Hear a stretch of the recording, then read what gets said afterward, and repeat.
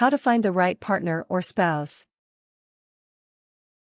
Finding the right partner or spouse is not like finding the right person to help you survive a lonely summer. It means finding a person that you can see yourself growing old with and loving 30, 40, or 50 or more years down the line. Choosing the person you want to marry or commit to forever is serious business, and it demands a lot of forethought, responsibility, and honesty. But once you've found that special person, all of your hard work will be worth it and you can get ready for a lifetime of happiness. If you want to know how to find the right partner or spouse, just follow these steps. Method 1. Adjust your mindset. 1. Love yourself.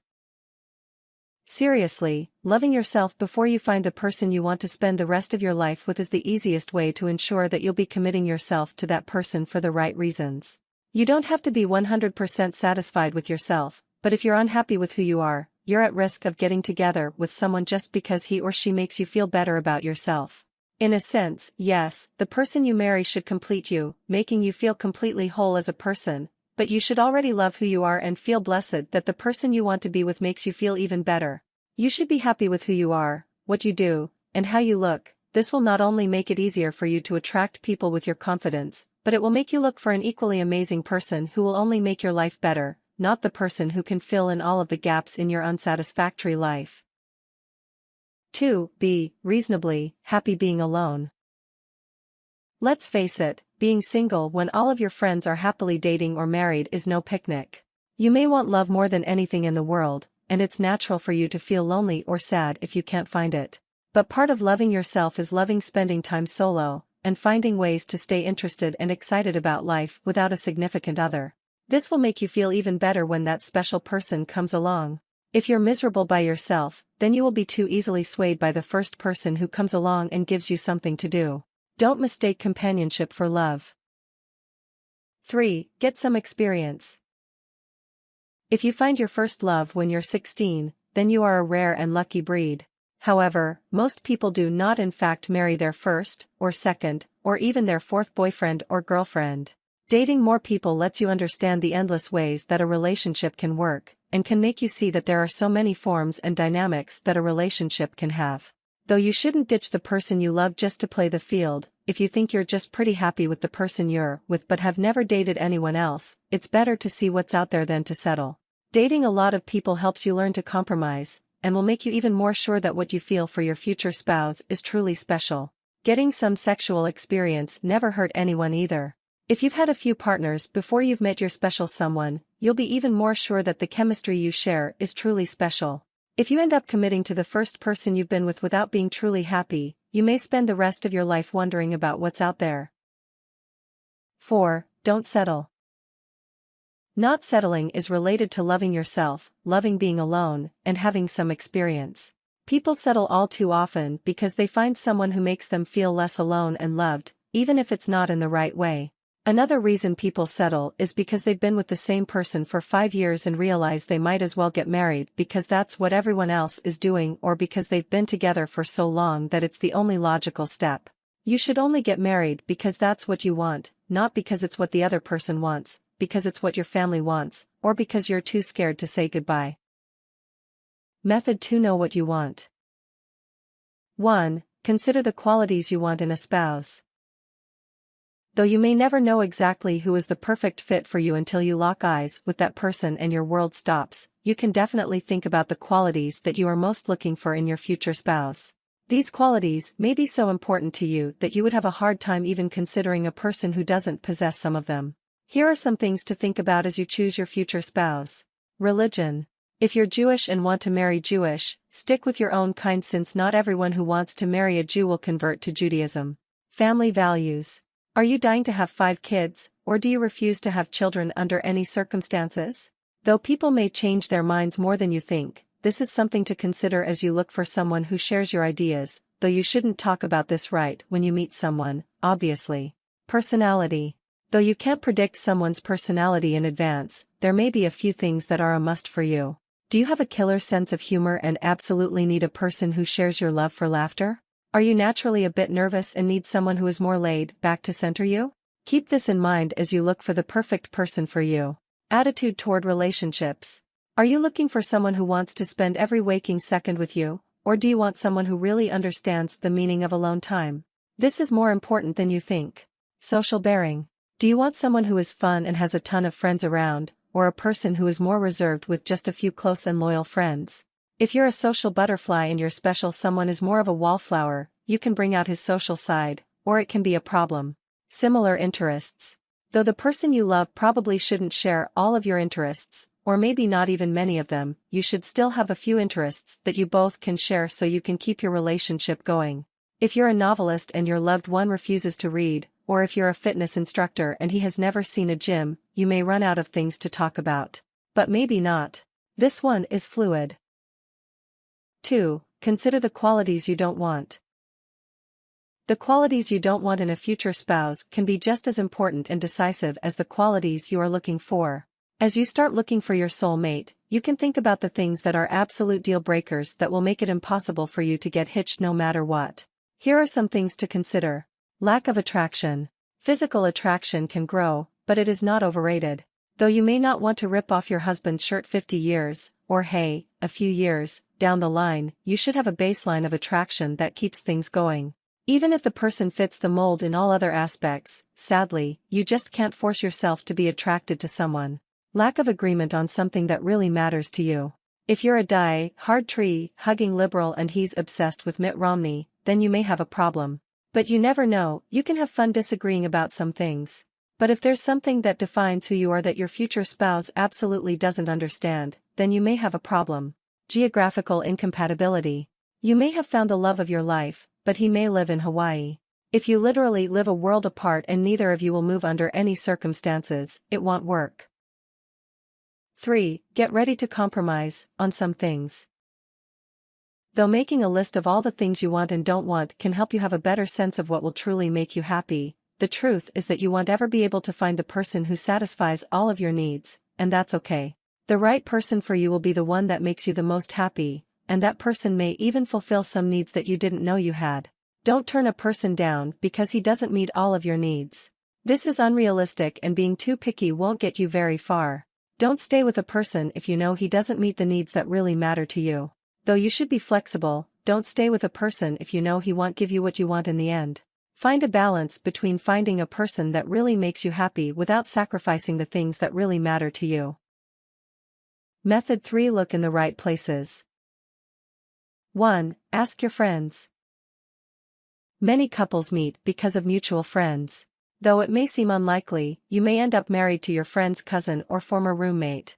You can be open to being set up by your friends, who will know your personality as well as the personality of the person they want to set you up with. Or you can just go to a gathering with one of your friends, who may have an idea of a certain single person there that would be perfect for you. Don't be shy, your friends know what makes you happy and can help you find that perfect person without being too obvious about it.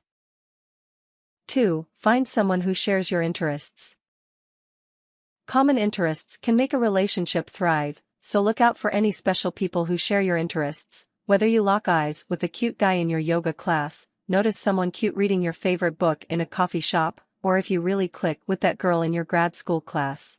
The common interest can be a launching point for an exciting relationship. The common interest will also give you an easy opening for a fun first date. If you're both into something, you can just do that thing together and see where it goes. 3. Find someone at work, without breaking any rules. It's a known fact that more people meet at work than they would admit. It makes sense. In a given day, you may spend more time with your coworkers than anyone else, and if you love what you do, then you and that person may have similar interests.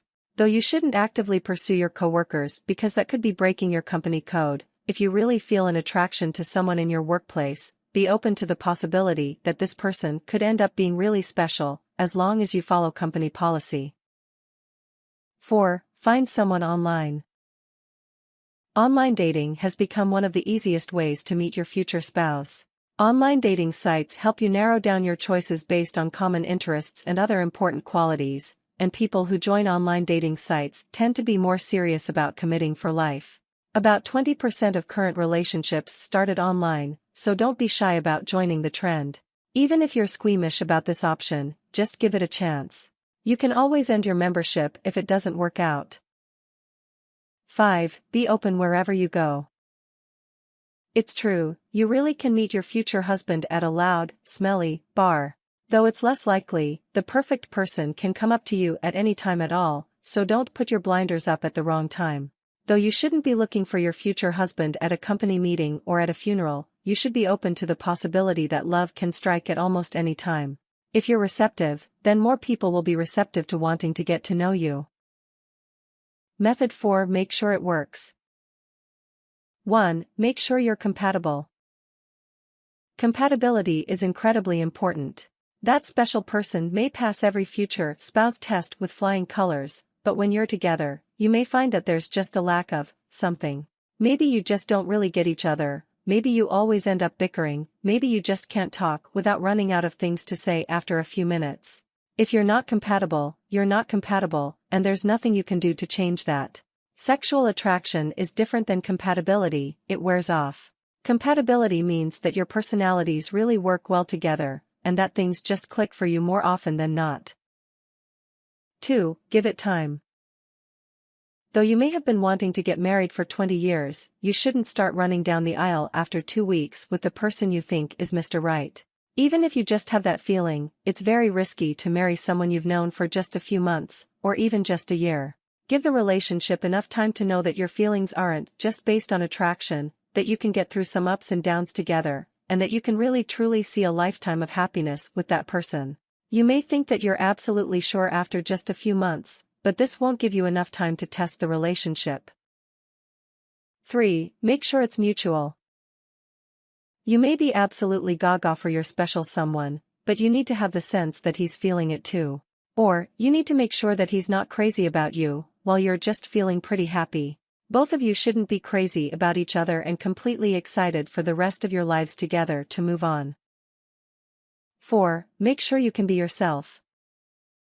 Though marriage will naturally change two people as they become bonded more closely, make sure that the person you want to be with lets you truly be yourself instead of trying to be some ideal person.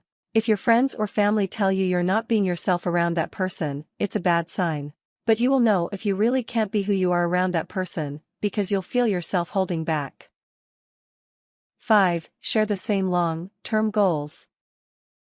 You may love being with that person for a year or two, but you should make sure that you have the same vision of the future, whether it's settling down in a nice house with 2 kids, or traveling the world and being nomads together. Though life is unpredictable and neither of you will be able to do exactly what you want, your visions of the future shouldn't be wildly different or you'll run into a lot of trouble. 6. Picture that person in your future. If you've really found your spouse, then you should be able to imagine being with that person for the rest of your life.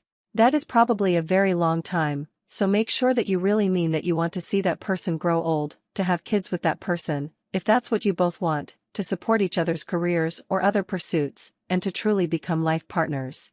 I do means I do want to be with you forever, not I do want to be with you for a while. If you really cannot imagine the rest of your life without that person, then congratulations, you have found the right partner or spouse.